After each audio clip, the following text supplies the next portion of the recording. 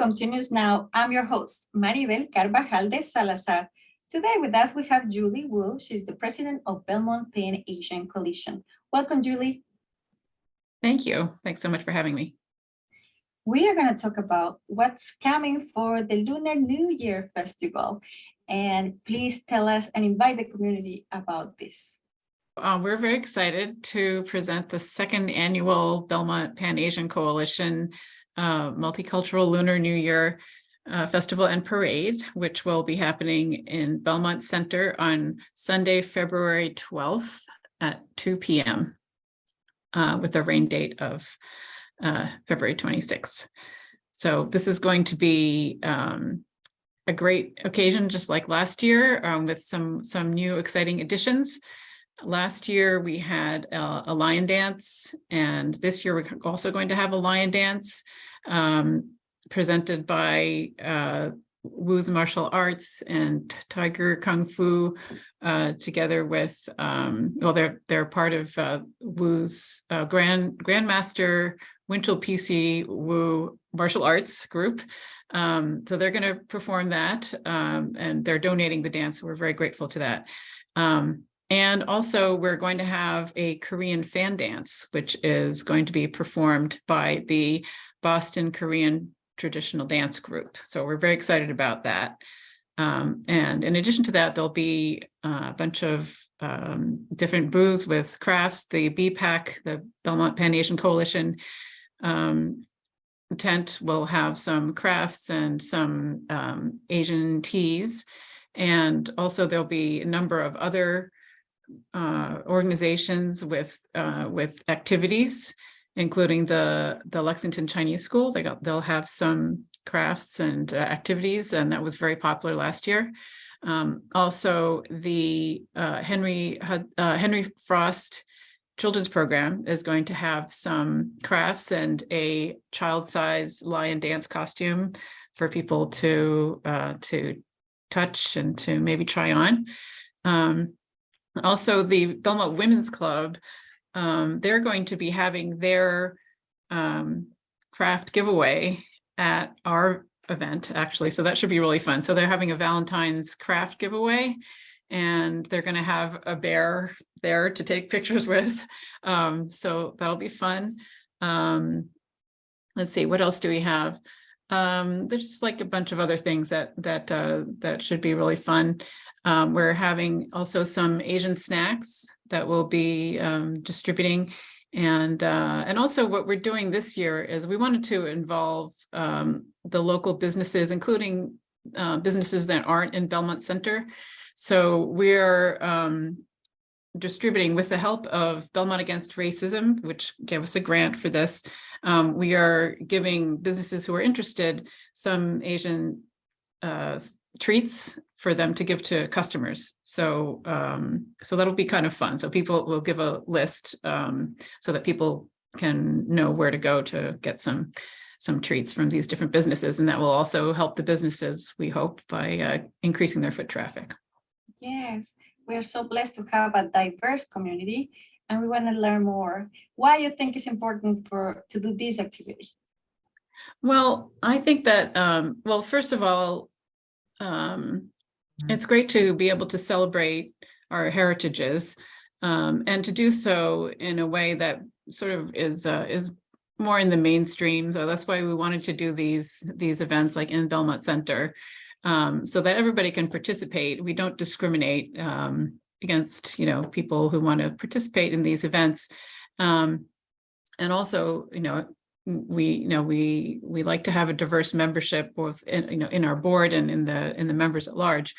So I think it's important for people to see their heritage celebrated in their town, and also I think it's important for people at large to see how many Asians that there are, and how many different kinds of cultures that there are here, and also especially at times like these, when there have been some disturbing incidents of late, like the shootings in Monterey and in Half Moon Bay. I think it's I find that when there are shootings like this, for some reason, when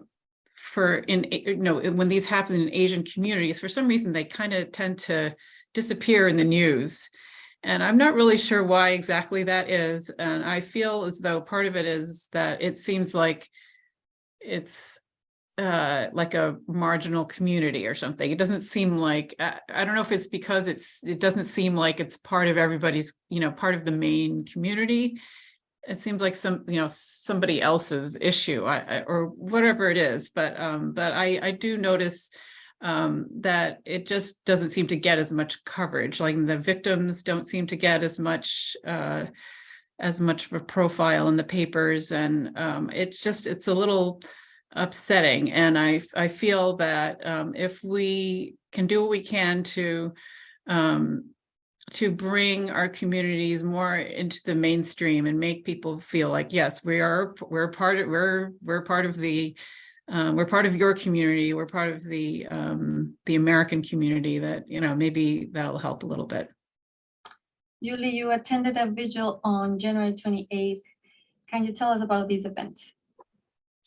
Sure. So on the 28th, there were two vigils actually that happened at the same time. So my BPAC board members and I split duties. I went to the Henry Tapia vigil, which occurred on the second anniversary of Henry Tapia's murder. I felt it was really important for BPAC to represent ourselves there at this vigil, because it was a really tragic event for the community. And also, I know there's been a recent anti-Black incident in the schools. So I felt it was really important for us to go. And also, I was able to virtually attend the vigil in Chinatown, which was for the victims of the mass shootings in Monterey and in Half Moon Bay. So my BPAC board members, Shanna Wang and Hannah Lee, both went there. And actually the vigil in Boston Chinatown was organized by the Chinese American Heritage Foundation and the Chinese American Citizens Alliance. And those are actually the same organizers that we're collaborating with for the Lunar New Year Festival and Parade. Because I didn't mention that part of our festival, that there's a parade coming through the multiple cities starting in Chinatown, and that's organized by the same people. And I'm very grateful that they did organize this. They got a whole bunch of dignitaries to speak there and to really honor the memories of those victims there, and to shine a light on them, which I think is much needed, as I mentioned, because they tend to get sort of short shrift and be a little bit overshadowed by some of the other events that have happened since that time. So I'm really grateful for that event, and that they held it, and they were able to get pretty good media coverage of that. And I'm very pleased in general to be collaborating with them, for the second year in a row on this parade, because that's also an opportunity. They sort of view it as an opportunity for the different community groups, the different Asian groups and different communities to work together, and to combine forces. So that's really kind of what this parade is all about. The festival is really to greet the parade as it comes by. There'll be probably about 30 cars coming through, including the parade marshal, who is General Enoch Woodhouse, who was one of the last, if not the last, Tuskegee Airmen. So he was actually at the vigil as well on the 28th. That's great. That's great, Julie. So remind us again what day we're going to have the parade and the festival. So the festival and the parade are February 12th at 2 p.m. That's the Sunday. And we're very grateful to all of our sponsors. I want to make sure to mention that we got a grant from the Belmont Cultural Council, which was very generous, and we really, really appreciate it. It's very, very helpful. And also our sponsors, Belmont Against Racism, I mentioned, and Cambridge Children's Dentistry, and some of our other sponsors I mentioned, and you know, all of the donations that we've received are going towards our mission, which is to increase the visibility and the voice of Asians in the community, and to really to serve the Asian community. We're planning, for example, mental health programming for our youth in the year to come, starting with the social media campaign in May, which is actually both Asian Heritage Month and also Mental Health Awareness Month. So, And can you tell us how many countries do we have in our town? I'm sorry?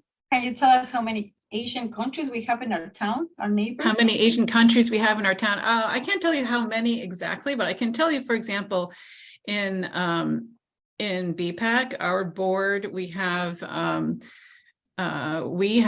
very proud to have. So we have people who with heritages, you know, from Taiwan, China, India, Vietnam, Korea, and of course the United States. So, you know, and actually, you know, I've found that in the area, it's quite rare. I mean, I actually don't know of many other orgs or any other organizations, community organizations in the area that are diverse like this in terms of their leadership. And also their membership. So we have, I mean, we have people from, you know, in addition to those countries, from Tibet and from the Philippines, you know, from Thailand, you know, we have people from all over. So we're very proud of that, and we really are all inclusive. And that's really, I think, what makes us unique in not just in Belmont, but in the area, in the greater Boston area. That's great. Let's celebrate Lunar New Year, February 12th at 2 p.m. at the Belmont Center. Thank you, Julie, for coming.